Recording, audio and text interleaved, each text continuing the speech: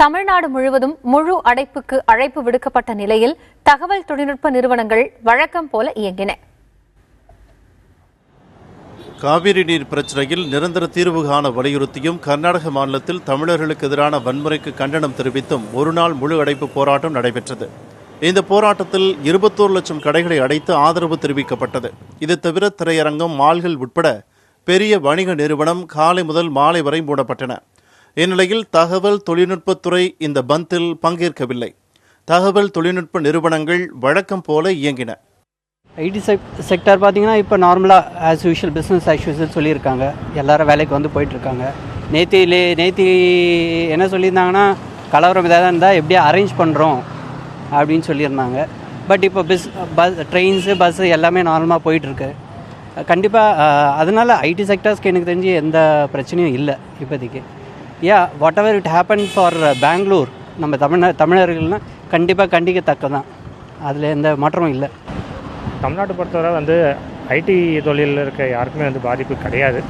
ID துறையில் இருக்க நபர்கள் எல்லாமே அவர்கள் அலுவலர்களுக்கு பாதுகாப்பாக போயிட்டு வந்துட்டு தான் இருக்காங்க. நாட்டின் உற்பத்தியில் தகவல் தொழில்நுட்பத்துறை பங்களிப்பு 8% ஆகும். பெங்களூரு, டெல்லிக்கு அடுத்ததாக 3வது இடத்தில் தமிழகம் உள்ளது. தமிழகத்தில் 3 லட்சம் தகவல் தொழில்நுட்ப நிறுவனங்கள் உள்ளன. இவற்றில் 4 லட்சம் ஊழியர்கள் பணியாற்றுகின்றனர். தமிழகத்திலிருந்து அமெரிக்கா, ஐரோப்பிய நாடுகளுக்கு 1000 கோடி ரூபாய் மதிப்பிலான சேவைகள் ஏற்றுமதி செய்யப்படுகிறது. இந்த சேவையை தொடர்ந்து அளிக்கவும் நற்பெயரை தக்க வைக்கவும் கட்டாயம் ஏற்பட்டுள்ளது. இன்னைக்கு எல்லா ஐடி நிறுவனங்களும் செயல்பட்டு கொண்டு தான் இருக்கிற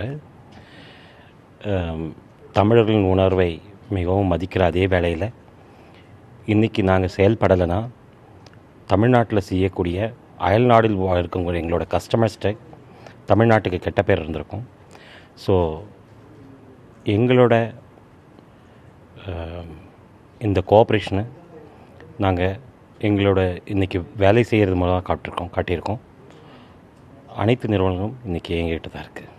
கர்நாடக மாநிலத்தில் வன்முறை சம்பவம் காரணமாக 22,000 கோடி ரூபாய் முதல் 25,000 கோடி ரூபாய் வரை வர்த்தக இழப்பு ஏற்பட்டுள்ளதாக தொழில்துறை ஆய்வு அமைப்பான அசோசம் அறிவித்தது.